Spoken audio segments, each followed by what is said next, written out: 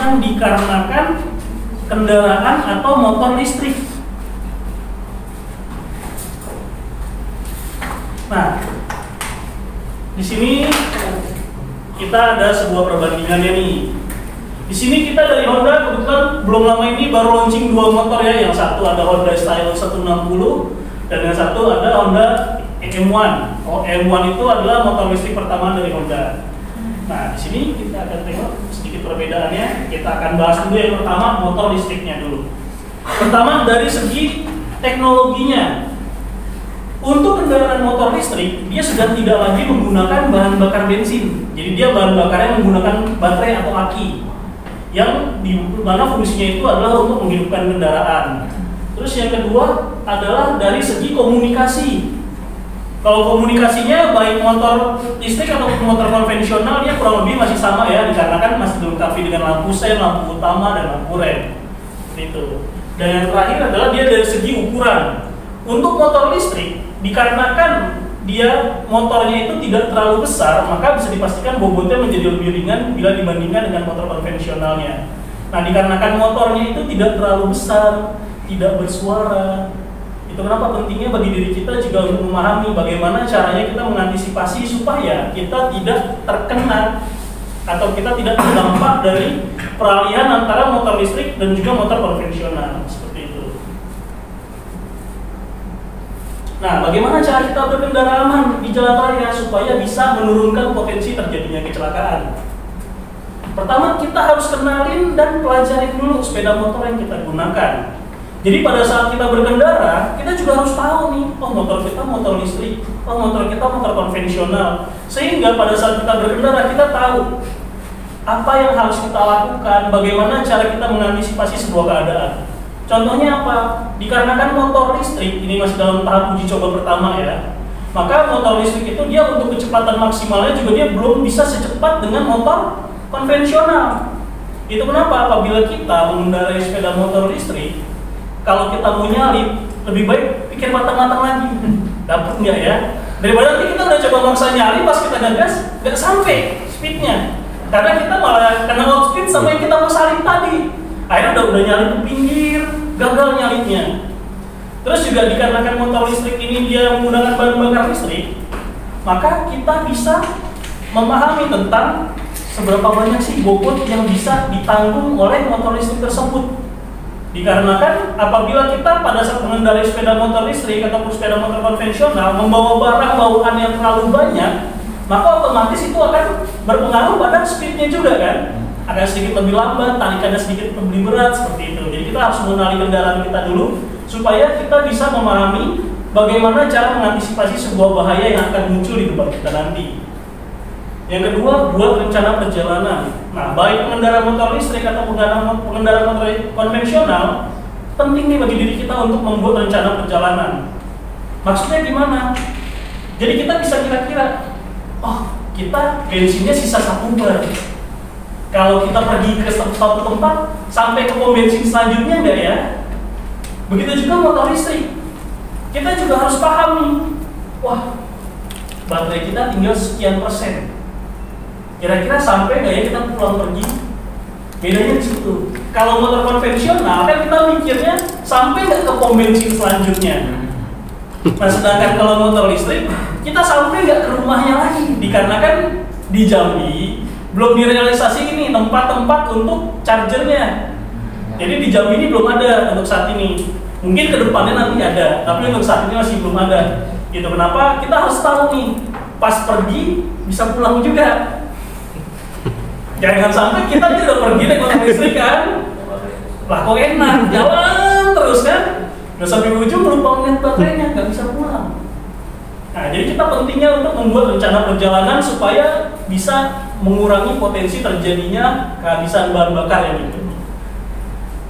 Yang ketiga, nah, baik pada saat menggunakan motor konvensional ataupun motor listrik, kita tetap harus menggunakan perlengkapan berkendara. Jaket, helm, sarung tangan, celana panjang, dan juga sepatu. Karena baik motor listrik ataupun motor konvensional, bahayanya itu tetap sama. Karena di jalan itu kan kalau kata orang takdirnya cuma 2 ya. Enggak, takdir di jalanan itu 3. Maut. Kita selamat dulu yang pertama. Yang kedua, ya kalau enggak kita yang ditabrak, kita yang nabrak. Jadi pentingnya kita menggunakan perlengkapan berkendara itu tadi supaya kita bisa mengurangi potensi terjadinya kecelakaan pada diri kita. Nah, yang selanjutnya ada yang namanya lakukan prediksi bahaya. Prediksi bahayanya itu bagaimana sih? Seperti contohnya nih, mungkin Bapak Ibu sering ngalamin kan, kita lagi di sebuah simpang 4 yang ada lampu lalu lintasnya. Lampunya warna merah. Warna merah tandanya kita harus berhenti. Nah, kita lagi berhenti di depan, lampunya warna merah. Lampunya berubah hijau. Tapi dari kanan dan kiri masih ada yang melanggar lalu lintas. Yang kita lakukan apa? Sebagai pengendara yang udah lampu hijau nih, kita kan lagi berhenti nih, lampu merah. Terus lampunya berubah jadi hijau, tapi dari kanan kiri masih ada yang nyalip-nyalip. Maka yang kita lakukan adalah marahi. Yang kita lakukan apa? Berhenti lah. Harusnya tetap bersabar berhenti gitu. Seharusnya. Iya. Tapi jauh di dalam lubuk hati kita yang paling dalam. Itu udah benar. Udahlah, kalau aja kok kita yang bener kok, kalau nabrak dia yang salah, betul nggak? Itu yang disebut kita Egois ya. egois. Betul, memang manusia hidup memang punya egois. Namun kalau menurut kita itu berbahaya bagi diri kita, lebih baik kita pelangin, kita turunin ego kita, ngalah sedikit nggak masalah.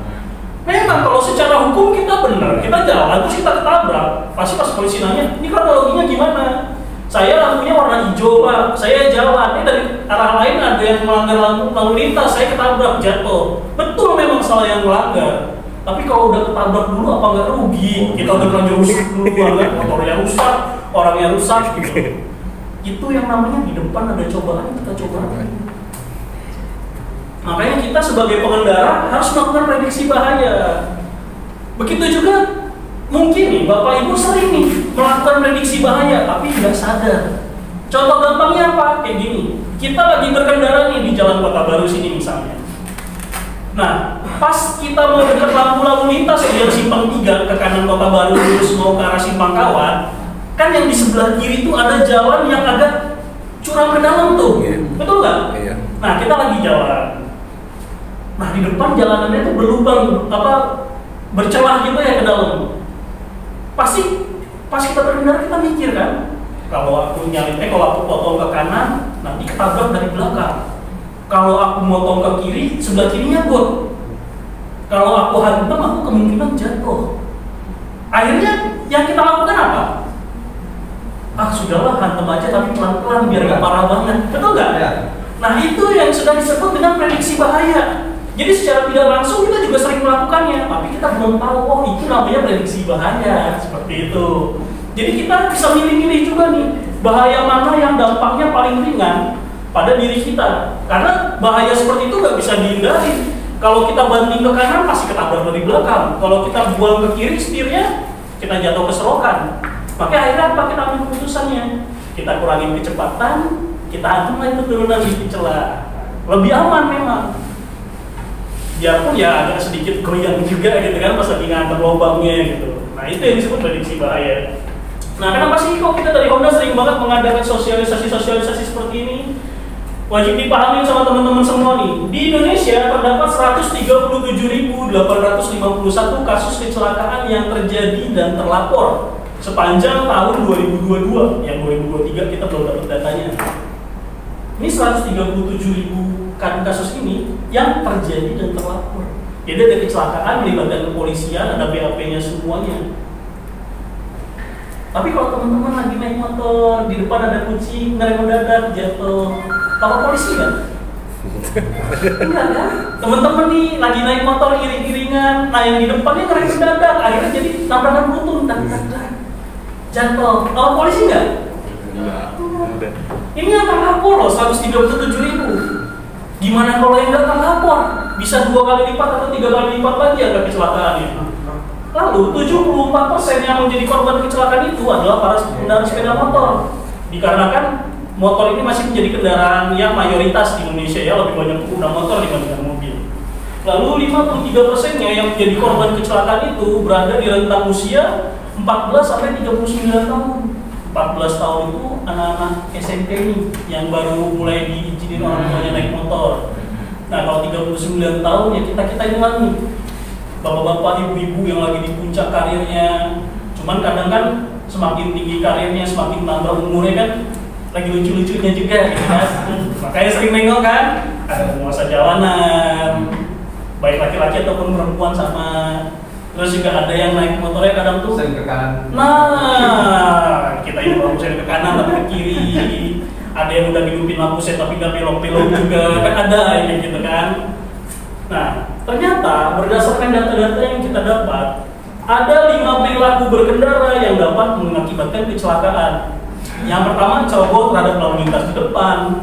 Yang kedua, gagal menjaga jarak aman. Yang ketiga, ceroboh saat berbelok. Yang keempat, berkendara melampaui batas kecepatan. Dan yang terakhir itu adalah ceroboh saat mendahului. Nah, di sini kita ada contohnya nih, yang disebut sensitivitas bahaya.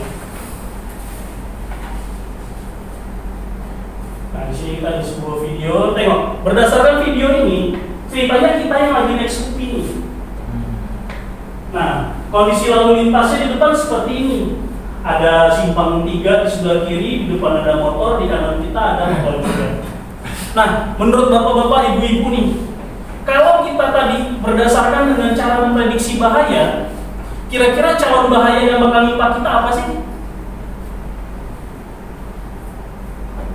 Yang tahu boleh katakan, berdasarkan kondisi seperti ini, calon bahayanya itu yang mana kira-kira?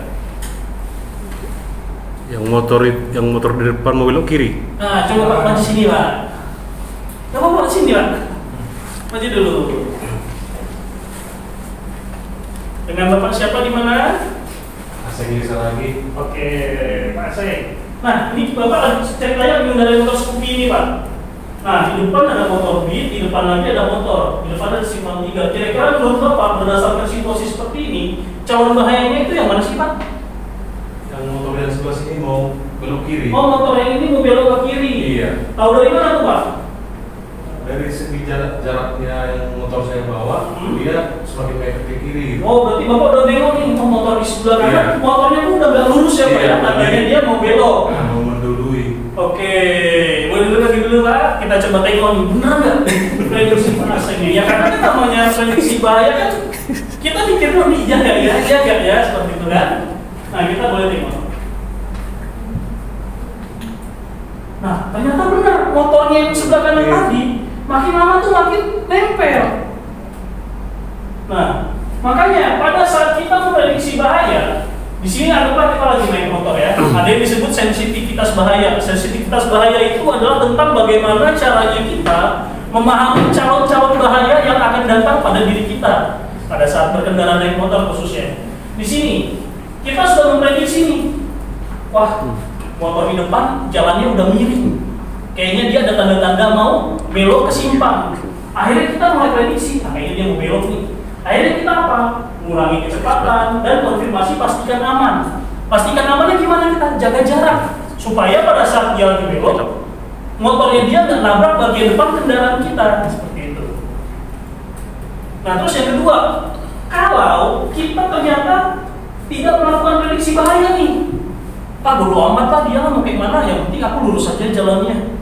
Akhirnya apa, kita bisa hampir atau nyaris celaka kalau kita tidak melakukan prediksi bahaya. Nah dikarenakan kita gagal melakukan prediksi bahayanya, maka yang terakhir tahapannya adalah terjadinya sebuah kecelakaan. Seperti itu. Maka yang pentingnya kita melakukan prediksi bahaya adalah supaya kita bisa menurunkan potensi terjadinya kecelakaan.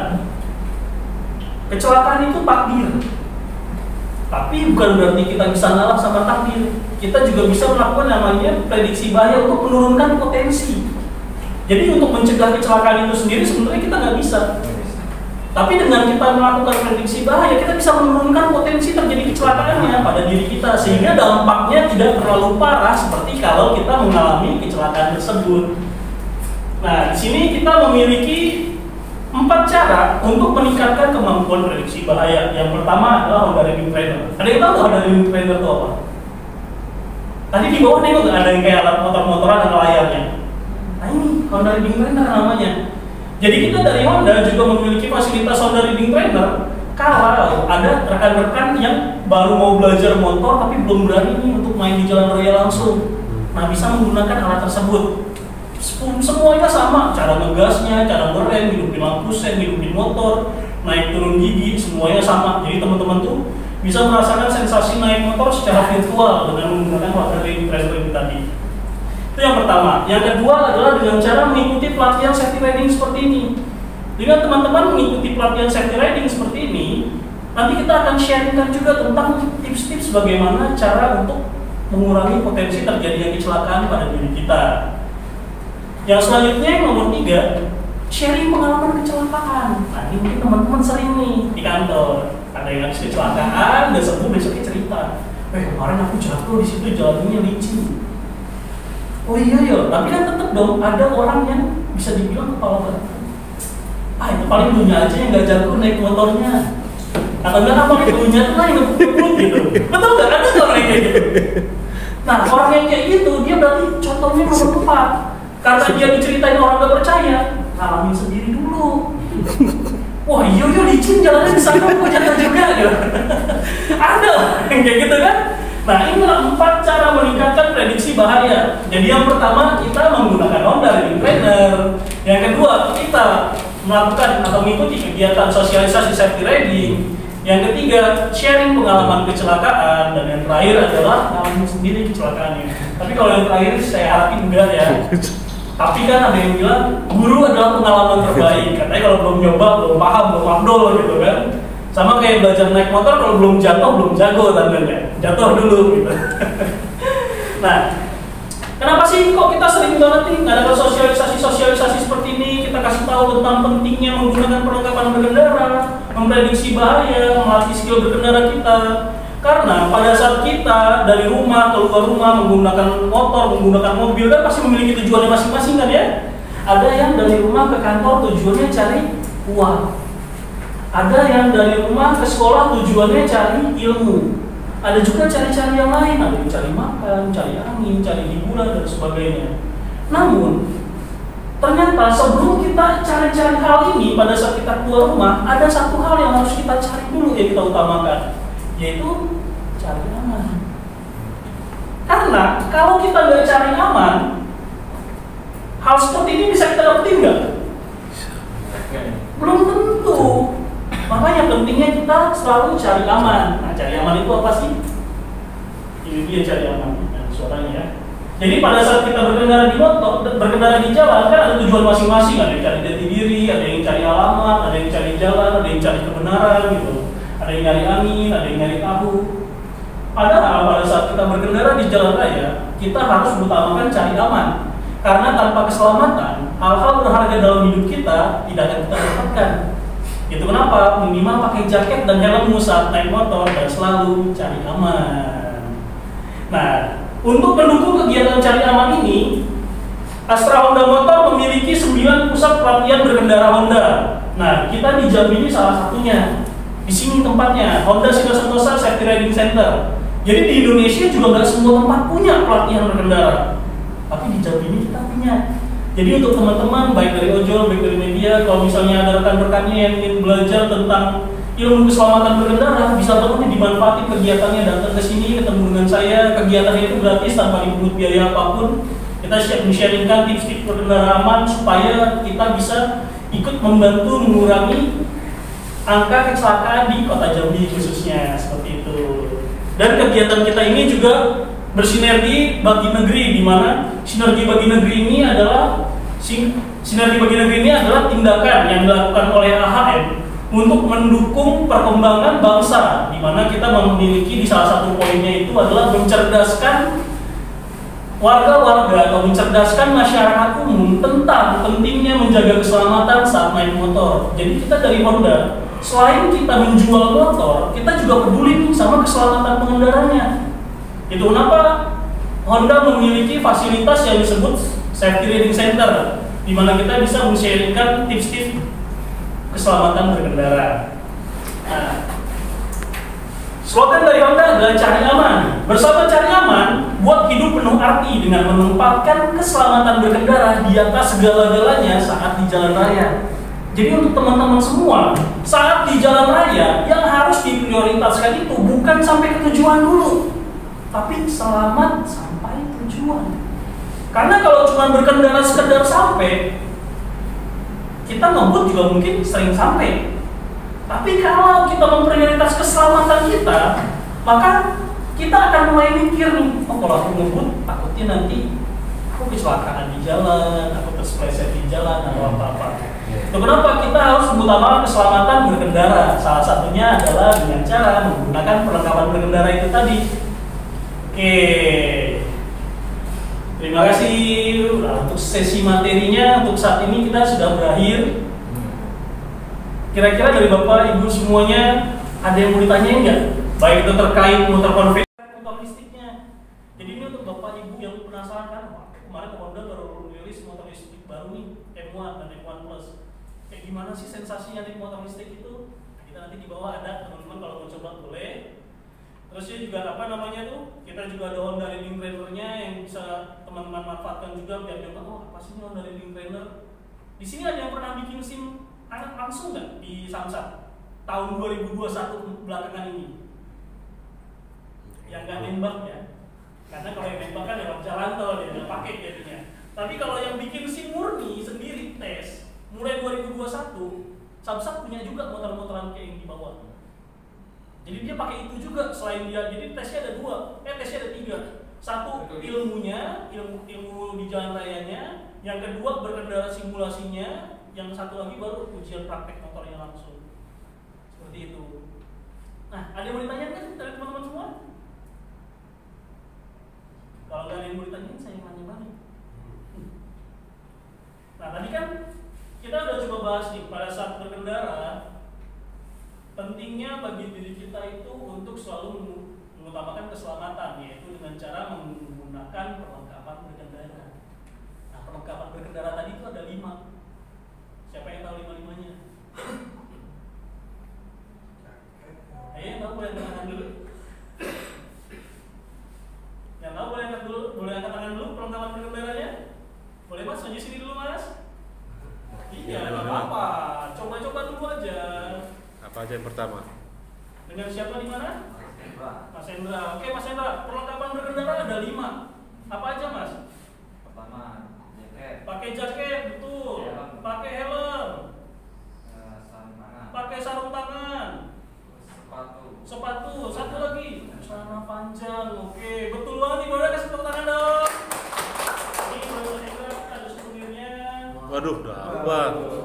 Saya nggak dapat tadi. Bapak dapat tadi lupa kasih. Oh iya, waduh. Silakan lagi di Bapak. Iya. Silakan.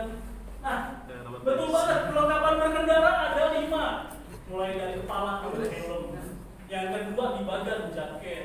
Tas. Yang ketiga sarung tangan. Yang keempat celana panjang. Tas untuk apa nih belanja? Karena dengan kita menggunakan perlengkapan berkendara, Di motor cocok. kita tetap bisa nggak menghindari kecelakaan? Bisa nggak kita menghindari kecelakaan atau mencegah kecelakaan dengan pakai perlengkapan berkendara? Bisa. Nggak bisa. Yang namanya ketabrak tetap ketabrak. Yang namanya nabrak tetap nabrak. Namun dengan kita menggunakan perlengkapan berkendara, kita bisa meminimalisir dampak kecelakaan itu tadi. Yang harusnya kita jatuh kepala kita terbentur karena kita pakai helm lebih aman.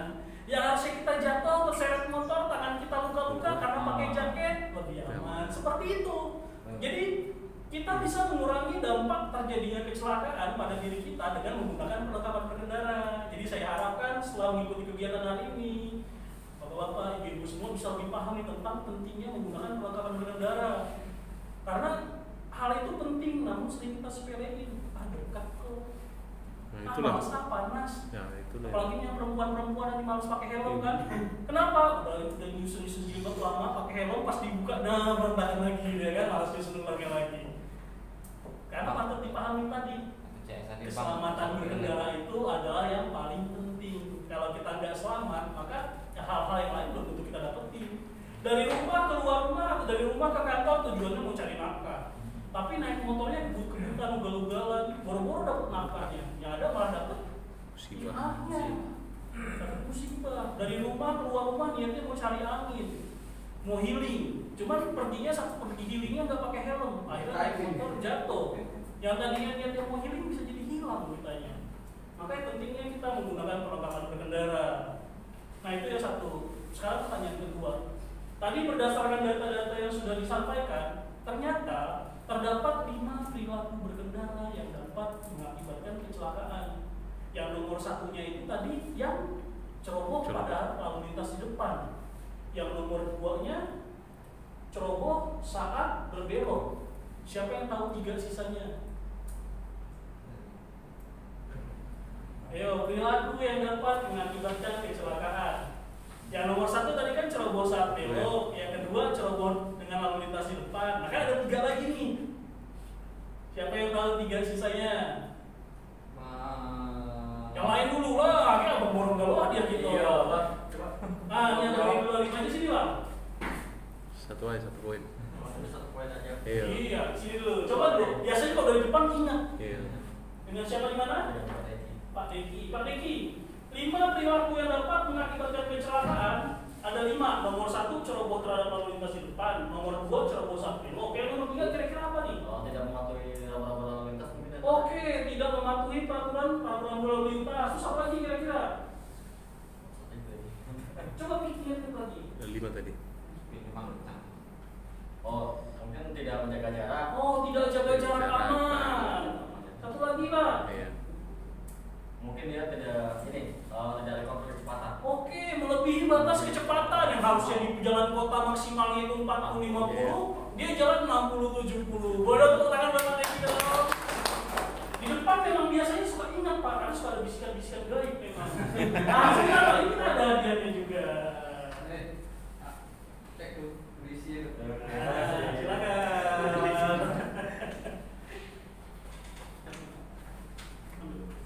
Nah, ini saya ada satu lagi pertanyaan nih, hadiahnya helm.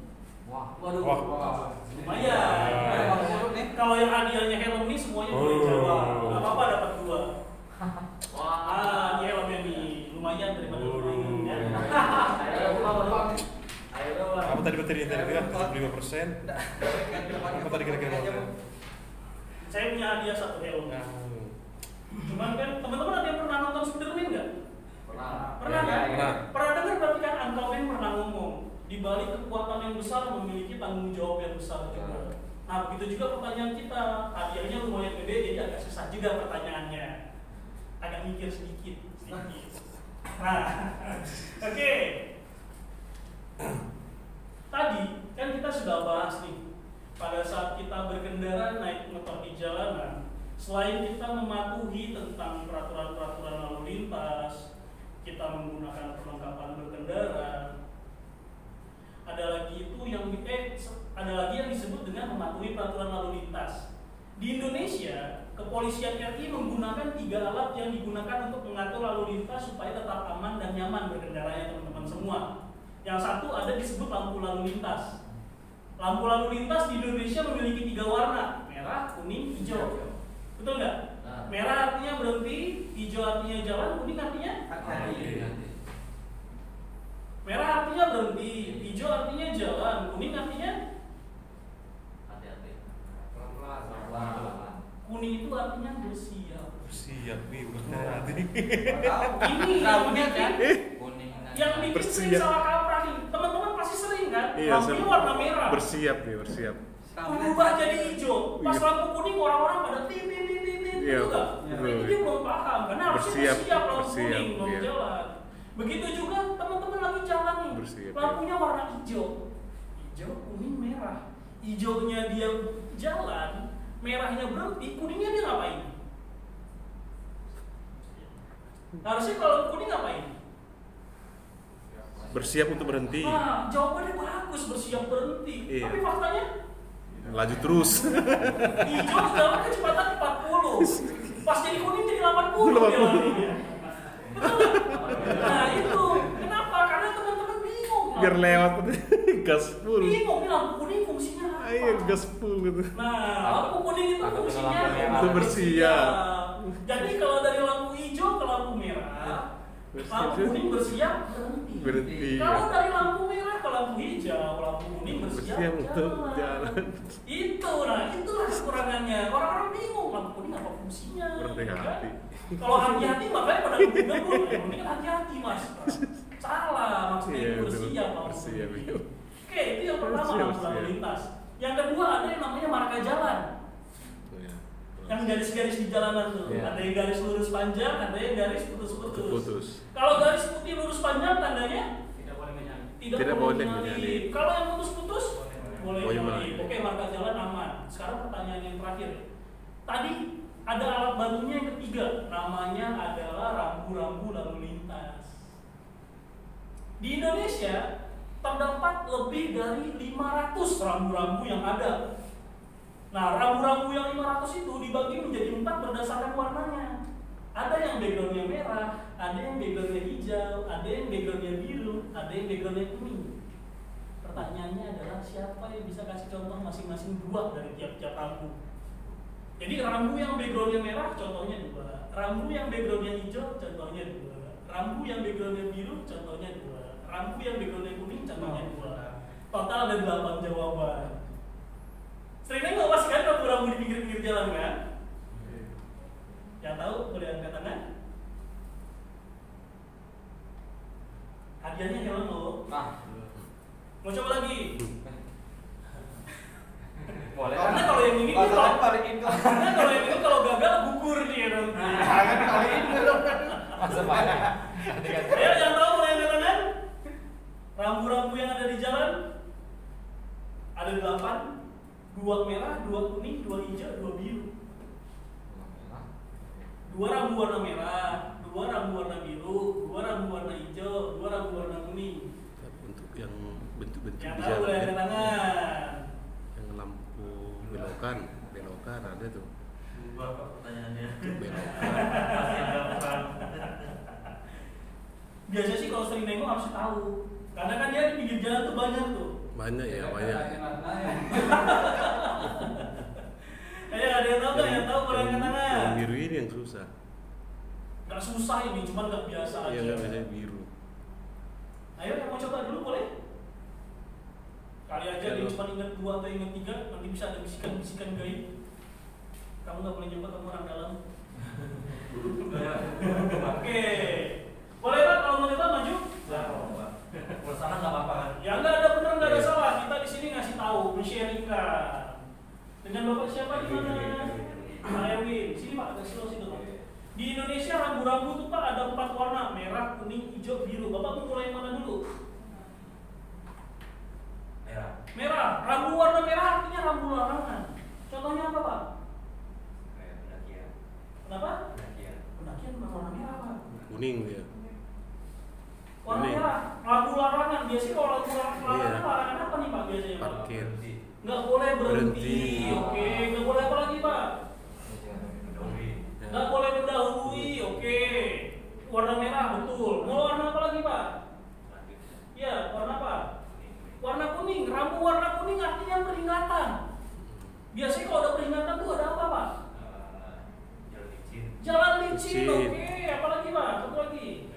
Jalan menanjak, jalan menurun. Oke, rambunya warna kuning, betul. Mau warna apa lagi Pak? Selanjutnya warna biru. Warna biru artinya rambu perintah. Biasanya tuh perintah kalau di jalan itu yang mana Pak? Nah, itu susah biru. Nah, seringnya kan putar balik. Nah, itu warnanya biru rambunya karena untuk tempat putar baliknya di situ. Satu lagi Pak. Rambu warna biru apa nih biasanya? Iya, biru. Belok kiri boleh langsung. Jadi kalau nggak ada rambu belok kiri boleh langsung ya nggak boleh belok kiri. Dia harus tunggu ada rambunya dulu. Contohnya apa? Yang di Tehok. Iya. Kalau kita yang dari arah Tehok, kita mau ke arah Persijam, itu nggak boleh kita belok kiri langsung, karena ada tulisannya belok kiri ikut lampu lalu lintas, kayak gitu. Oke, terakhir Pak, warna hijau. Warna hijau itu artinya petunjuk Pak. Petunjuk apa biasanya Pak? Enggak, arah. Kecepatan warnanya biru. Arah. Petunjuk apa Pak? Arah jalan. Enggak, lokasi. Petunjuk Coba ayo. Ini petunjuk nih paling petunjuk nih. Biasanya kalau petunjuk itu apa contohnya? Kiri. Nah, misal belok kiri ke rumah saya, belok kanan ke rumah mantan bisa juga. Satu lagi Pak, apa lagi nih? Kalau untuk rambu yang warna hijau. Bukan, kurang kecepatan terus. Kecepatan warna biru, warna putih dia Pak. Ayo warna hijau, satu lagi. Petunjuk tempat. Misalnya 500 meter lagi bandara. 500 meter lagi Tero. Jelutung 1000 km lagi misalnya. Oh yang di pinggir itu. Iya. Oke, boleh mau kasih tepuk tangan? Iya. Tadi boleh maju kita foto dulu ya. Oh iya. Foto. Masih kamu kita. Silakan Pak. Bang. Ya, foto. Ini yang enggak tadi. Ayo kita foto dulu. Tutup dulu ya silakan. Kandidat ya. Oke, sini. Ya kita gitu ya. Oke, tunjukin hadiahnya Bang. Ya lumayan kan. Oke, 3, 2, 1, 1, 2, 3. Oke, selamat untuk para pemenang. Boleh tepuk tangan sekali lagi. Terima kasih. Selamat untuk para pemenang. Untuk yang belum menang, semoga di kesempatan selanjutnya bisa menang. Amin. Nah, sebelum kita masuk ke sesi terakhir yang di bawah, kita ada rating test. Kita foto dulu yuk, karena nanti kalau udah di bawah biasanya enaknya langsung bubar. Betul nggak? Betul. Di bawah soalnya kan? Kita sama dulu.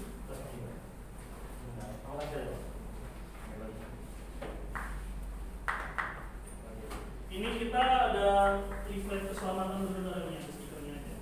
Ada leaflet keselamatan berkendara. Jadi nanti mungkin buat bapak, ibu yang bingung kan, ya kamu dari tadi ngomong aku yo. Baca ini lagi. Makasih katanya. Ini stikernya boleh ditempel di motor, boleh tempel di helm, masih lah tempel di mana, tempel di jidat jadi juga. Yang penting tertempelkan, oh aku cari aman. Kamu orang dalam aku skip ya.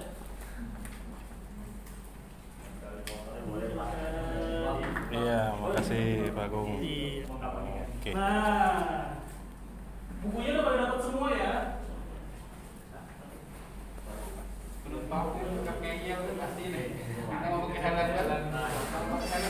Ya, kalau ngojol dia paling bisanya 3-4 jam. Tergantung jarak juga kan dia kan, karena kalau untuk kilometernya sendiri dia jaraknya itu dia ada di 60 kilo dia. Nah, jadi pas kita hidupin motornya Pak, nah udah hidup motornya, nggak ada suara apa-apa. Senyap ya. Cuman tulisannya ready. Nah, kalau kita itu jangan muter ya. sudah. Rodanya muter. Nggak ada bunyinya. Nggak bunyi. Mungkin masih kalau mau coba boleh Mas? Coba. Satu orang dulu coba. Ayo coba Bang. Ah, boleh Bang. Silakan. Pakai helm. Pakai helm Bang. Oke, pakai helmnya. Ah, cocok langsung. Iya. Cuman yang mau kita ingetin nih Bang, tarikannya kenceng banget Bang, lebih responsif dibandingkan Iya, motor biasa. Jangan langsung banyak spontan gitu. dulu. Karena kalau motor biasa Bang, lompat kan pula. dia kan gear pas kita naik gas kan gearnya dulu. Iya. Bang. Kalau motor listrik kita tarik gas bannya langsung muter. Nah, kalau itu saya kurang paham. Ini. Harganya saya enggak lah. Harganya 40-an ini. 60-an apa 40-an ya? Kaca dibuka aja nggak apa-apa, kaca pelangi soalnya. Oke, boleh. Pelan-pelan, oke sip. Boleh dinaikin. Beri tangan dong. Nah, kalau Periksa dulu, Bang. tulisannya sudah ready, tandanya dia sudah bisa hidup dan boleh langsung jalan. Nah, di sini kita ada jalannya, boleh coba kawakan. Lucu juga Bang nih. Salah jalan. Senyap.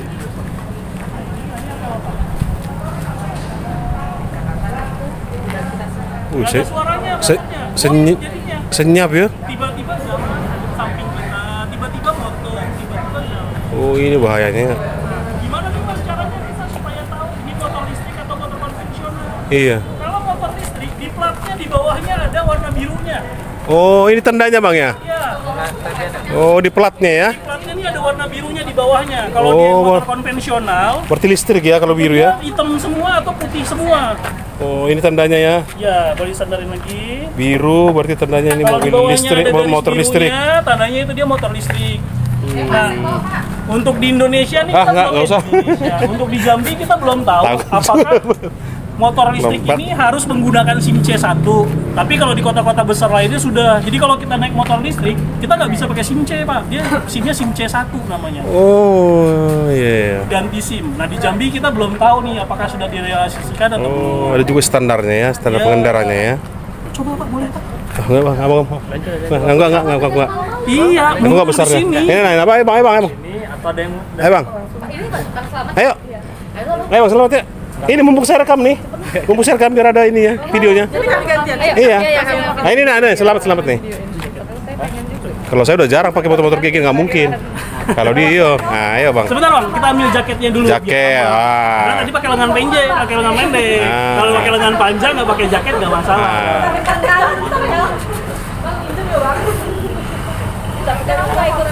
Ada. Oh boleh. Kalau kayak ini aja lah yang pakai jaket ini Bang ini. Oh dia? Enggak pakai jaket sendiri boleh. Kita ada juga tadi lagi diambil kawan. Nah itu jaketnya tuh. Ini tadi jaketnya. Wah, tapi agak apa ya? Kira nggak apa-apa dia lagi ngambil jaket dia dulu. Juga boleh, Pak. Nah, saya nggak usah. Gimana Mas tarikannya? Lebih kenceng kan? Dia lebih responsif karena pas kita narik gas, bannya langsung muter. Iya. Iya, dia lebih responsif tarikannya. Jadi kalau yang baru naik ini pas naik langsung narik tinggi, bakal kaget dia ke bawah motornya. Nah terus juga apa namanya?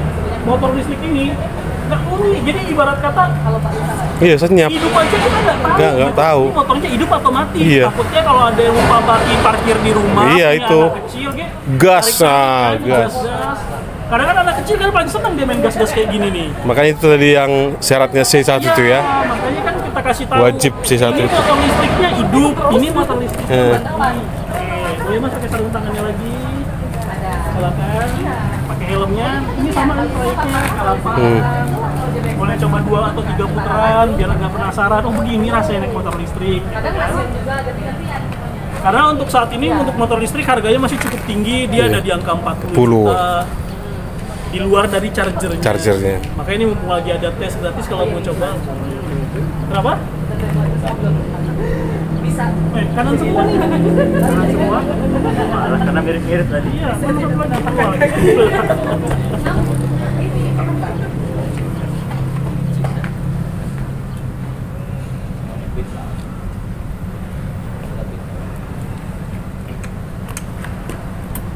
Jadi dia kalau misalnya mati, kalau misalnya baru hidup nih. Tapi ini bahaya juga untuk anak-anak. Kayak gini doang dia hidup. Pas orang tua udah datang dia nggak tahu.